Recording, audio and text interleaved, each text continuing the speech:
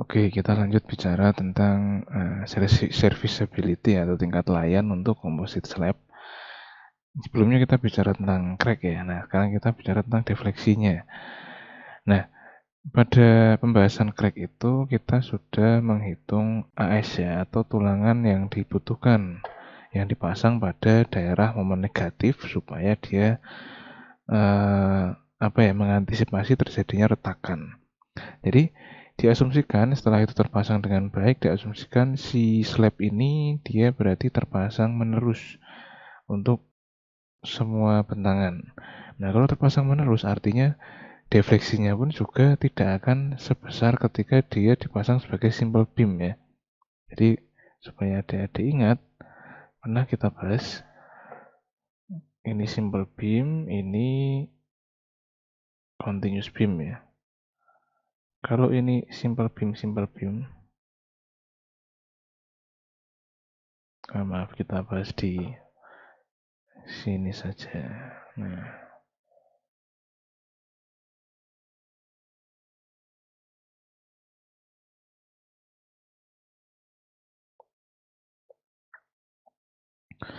kalau kita punya simple beam yang berjejer gitu kan,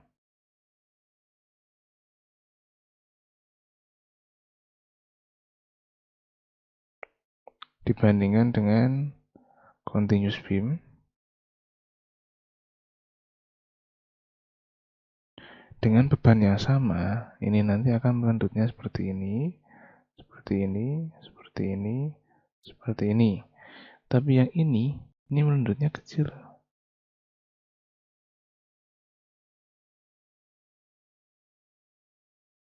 Nah, jadi rendutan yang balok menerus itu akan lebih kecil daripada yang simple beam. Itu pasti gitu. Nah, dengan penambahan tulangan AS yang kita hitung tadi sebelumnya ketika membahas tentang crack, berarti kan di bagian ini itu tersambung dengan baik ya. Pada zona-zona yang momen negatif ini tersambung dengan baik. Kalau tersambung dengan baik, artinya slab ini bekerja secara kontinus dengan baik juga. Nah, berarti defleksinya pun juga berkurang, tidak sebesar defleksi pada simple beam ini gitu. Nah, pada penghitungan yang seperti ini, sistem continuous seperti ini, itu dari Eurocode mensyaratkan itu dihitung kondisi pada inersia ketika crack dan inersia ketika tidak retak. Jadi ketika retak dan tidak retak. Nah, dalam contoh ini sudah dikasih nilainya. Jadi posisi dia tidak retak itu sekian. Kemudian yang posisi retak adalah sekian. Nah, ini di rata-rata. Cari rata-ratanya antara dua itu maka ketemu sekian 10,9. Ini nilai inersia rata-rata untuk penampang yang tidak retak. Nah, sedikit bocoran ya mungkin yang belum pernah tahu, di SNI sebenarnya pernah disinggung yang bagian retak dan tidak retak. Kalau kita punya penampang persegi itu balok ya, kalau kita bicara balok, untuk penampang retaknya itu inersianya dikalikan 0,35. Jadi inersia persegi ini dikalikan 0,35. Kalau untuk yang tidak retak, ya I saja gitu. Ini kalau balok. Kalau kolom, kalau kolom itu nilainya bukan 0,35. Untuk yang penampang crack atau retak, itu I-nya dikalikan 0,7. Kemudian yang uncrack, ya dia tetap I gitu. Jadi seperti itu perbandingannya. Jadi kalau balok itu pengalinya 0,35, kalau kolom itu 0,7. Itu menurut SNI ya, menurut SNI yang 2013 ya, yang beton terakhir. Nah, yang 2019 saya belum cek, tapi kalau yang 2013 seperti itu. Nah, ini gambarannya kira-kira seperti itu yang dimaksud di Eurocode ya.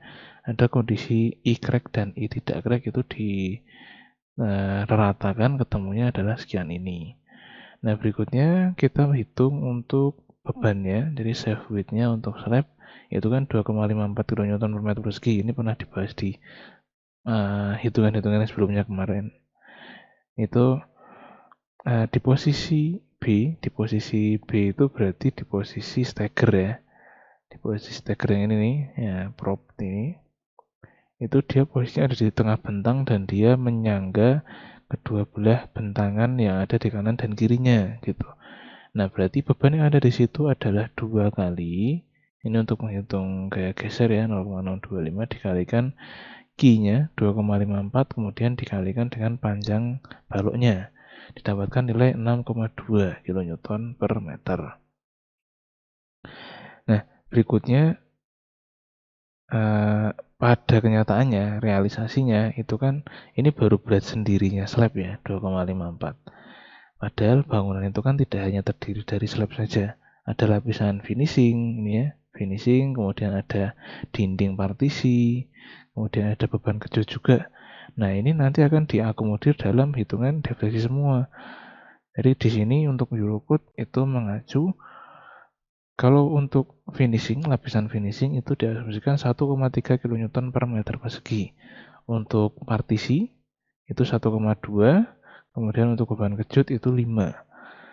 Nah, ini ditambahkan dengan yang ini tadi, yang bagian stagger ini tadi, yang berat sendiri. Nah, defleksinya di sini dihitung dengan 1/48 kali L pangkat 3 per EI dikalikan dengan bebannya. Nah, bebannya itu terdiri dari F, ini ya F yang tadi itu 6,2 ditambahkan dengan 5 kali G plus Q kali L per 8. Ini kenapa seperti ini? Karena yang ini adalah beban titik, yang ini itu adalah beban titik, yang ini beban merata. Nah, untuk beban merata itu kan 5/384 ya. Jadi kalau beban titik itu rumus defleksinya adalah 1/48 L pangkat 3 per EI kali QE kali P. Untuk yang beban merata 5/384 L. Sebentar.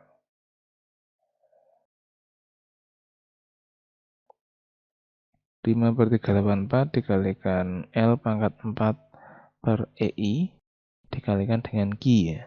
Nah, jadi kelompok ini adalah kelompok beban merata, kelompok ini adalah beban titik. Nah, didapatkan totalnya adalah 13,3 mm. Dengan bentangan totalnya adalah 3,9, kemudian rendutannya yang terjadi adalah 13,3, maka ini kalau dibentuk dalam bentuk 1 per, ini adalah rendutannya itu 1/293 yang terjadi.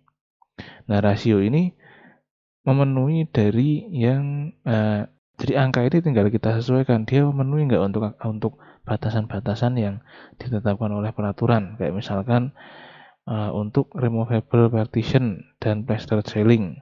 Jadi kalau yang dipakai itu adalah partisi yang bisa dipindah-pindah dan plafon yang di finish, itu batasnya adalah L/300 batasan rendutannya. Nah, berarti kan ini lebih. Jadi ini sistem ini tidak bisa dipakai untuk yang removable partition dan plastered ceiling.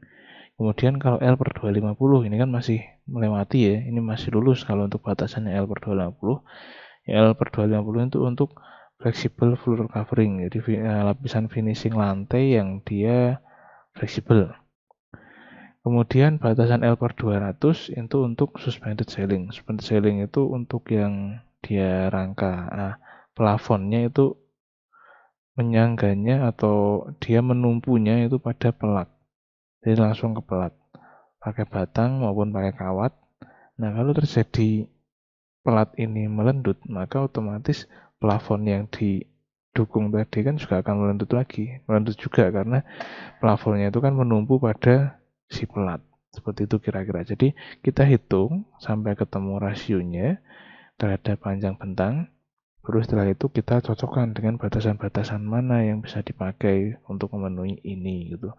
Atau juga sebaliknya, kita tetapkan batasannya dulu, baru setelah itu meminta kepada desainer untuk membuatkan supaya penampangnya itu bisa memenuhi ini gitu, memenuhi standar yang kita pilih, misalnya L/300 kayak gitu.